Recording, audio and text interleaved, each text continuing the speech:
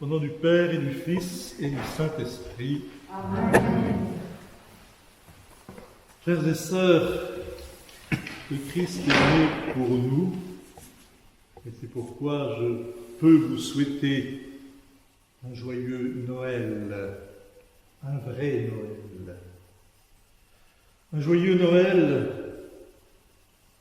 au-delà du consumérisme ambiant, du folklore, au-delà des retrouvailles familiales, car qu'a-t-on fait de Noël? Je n'ai rien contre les petits réveillons, vous le savez, rien contre les crèches et les illuminations.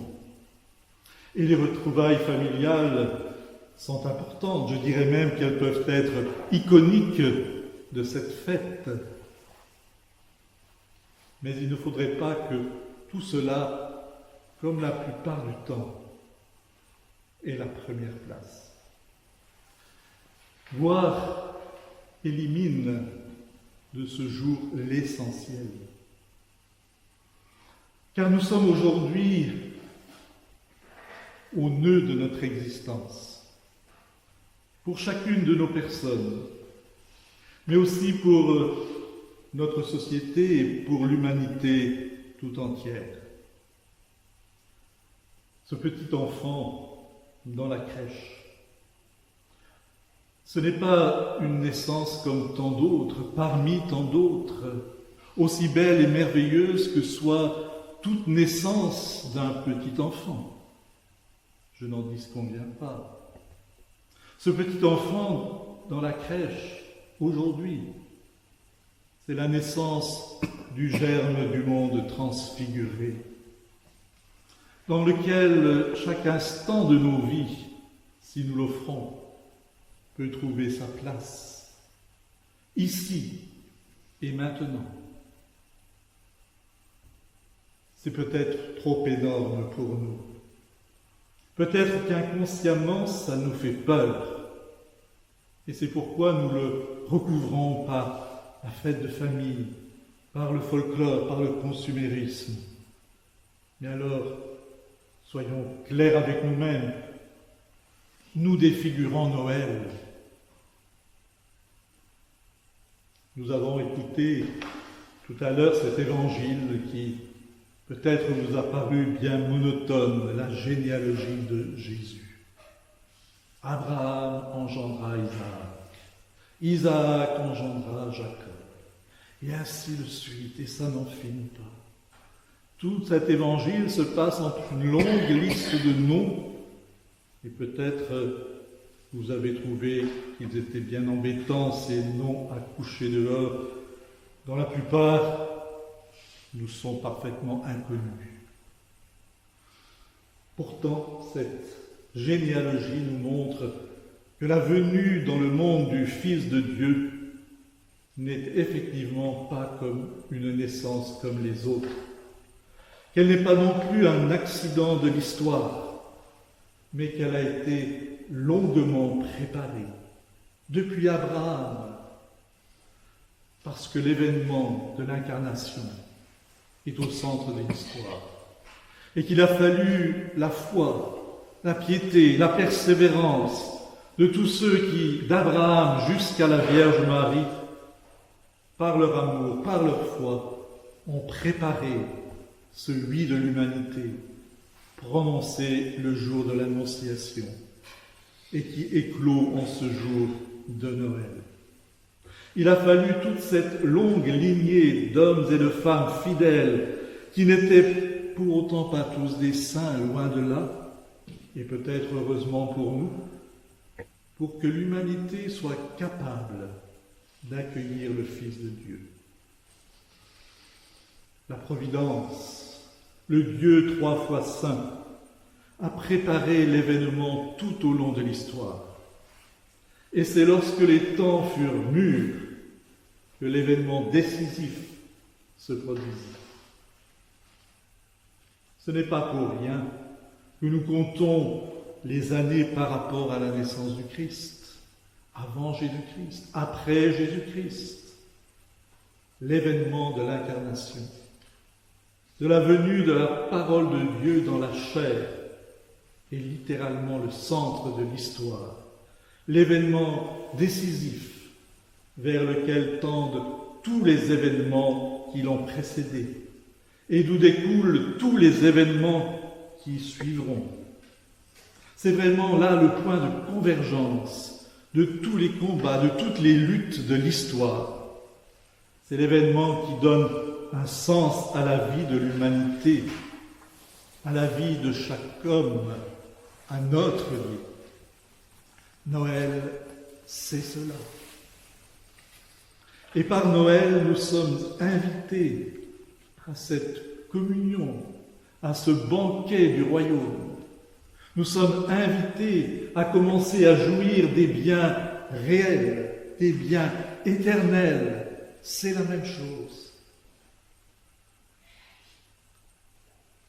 C'est extraordinaire. C'est merveilleux, la fête de Noël, la vraie. Avec elle, on est en présence de la lumière glorieuse du Christ. Et on se nourrit du corps du ressuscité, de sa joie éternelle. Comment avons-nous pu l'oublier? Comment avons-nous pu le recouvrir de tout ce folklore, de tout ce consumérisme?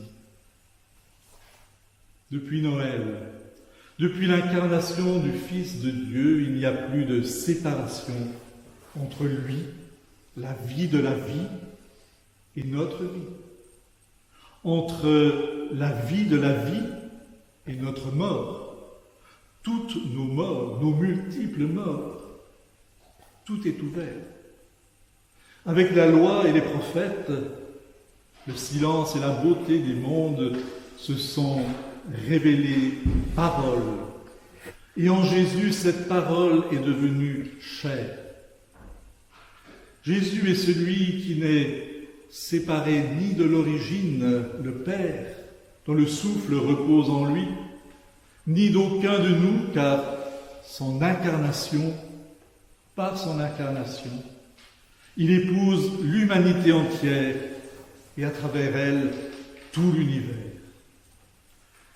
Et ce qui est vrai du Christ est vrai en lui de chacun de nous. Nous ne sommes plus de dérisoires atomes qui parcourant l'espace et le temps. En Christ, dans l'Esprit Saint, cet autre nom de la vie, chacun englobe le tout pour l'offrir, pour en faire un immense corps de communion, où chacun donne au tout son propre visage, son visage unique, incomparable. Toutes les galaxies s'inscrivent dans le visage de celui ou de celle que j'aime. Oui, ce petit enfant dans la crèche, c'est le germe du monde transfiguré. C'est le germe de ce corps de gloire qui sera à la fois personnel et communion, et dans lequel chaque instant de nos vies, si nous le voulons, si nous l'offrons, peut dès maintenant trouver place. Les mystiques anticipent cette mutation. Ils sont dévorés par cette incandescence. Mais au fond, pour un chrétien, tout est mystique. Rien en soi n'est saint, rien en soi n'est profane. Il y a seulement du profané et du sanctifié. Un seul est saint, disons-nous, dans la liturgie, avant d'aller recevoir la communion. Mais tout peut prendre place dans le rayonnement de cette sainteté. Ce rayonnement qui, depuis l'incarnation du Verbe, de Jésus, ne nous foudroie plus comme au temps du prophète Élie, mais nous vient de la profondeur la plus simple, la plus désarmée de l'humain, de ce petit être sans parole, cet enfant. mot qui, étymologiquement, veut dire justement qui ne parle pas encore, et qui pourtant ici est en plénitude la parole. Grâce à son incarnation en ce jour, la parole bâillonnée du monde, ma parole bâillonnée va pouvoir enfin chanter la gloire de Dieu, va pouvoir passer de l'existence pour la mort à l'existence dans la gloire de la vie de la vie. Oui, gloire à Dieu au plus haut des cieux, paix sur la terre, aux hommes bonne volonté. Amen.